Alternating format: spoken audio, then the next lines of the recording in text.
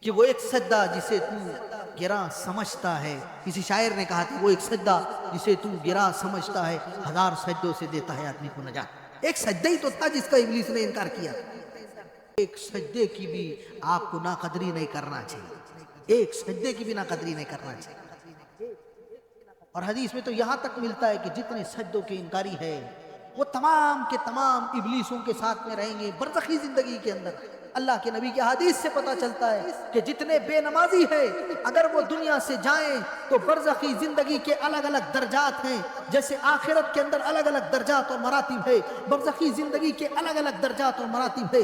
سب سے نچلا درجہ جن لوگوں کے لیے ہے وہ بے نمازیوں کے لیے، سجدوں کے انکاریوں کے لیے ہے۔ جو مقام ابلیس کا ہے اللہ اس مقام پہ وہاں پہ رکھ دیتا ہے۔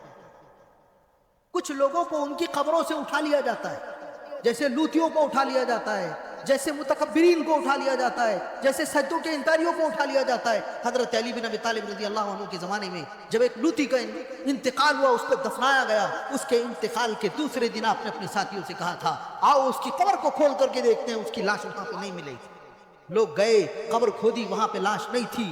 آپ نے اپنے ساتھیوں سے کہا کہ میں نے اللہ کے نبی کو فرماتے سنا ہے تین لوگ ایسے ہیں، متکبرین اور لوتی آدمی اور وہ آدمی جو اللہ کے سجدے کا انکاری ہے، اس کو اس کی قبر سے ہٹا کر الگ الگ جگہوں پہ پہنچا دیا جاتا ہے۔ لوتی آدمی کو قوم لوط کے پاس میں پہنچا دیا جاتا ہے، متکبرین کو متکبرین کے مقام پہ پہنچا دیا جاتا ہے، اور جو سجدے کا انکاری ہے اس کو ابلیس کے مقام پہ پہنچا دیا جاتا ہے۔ اور برزخی زندگی کا سب سے انتن مقام، سب سے بدبودار مقام اگر کوئی ہے تو وہ یہی مقام جس پہ اللہ سجدوں کے انکاریوں کو رکھتا ہے۔ تو آپ خود اپنے آپ کے لیے اندازہ لگا لیں کہ آپ کہاں رہنا چاہتے ہیں۔ سجدوں کا انکار مت کرو ادھر ہاں، سجدوں کا انکار مت کرو، نمازیں مت چھوڑو، کہیں پر بھی رہو نمازیں مت چھوڑو۔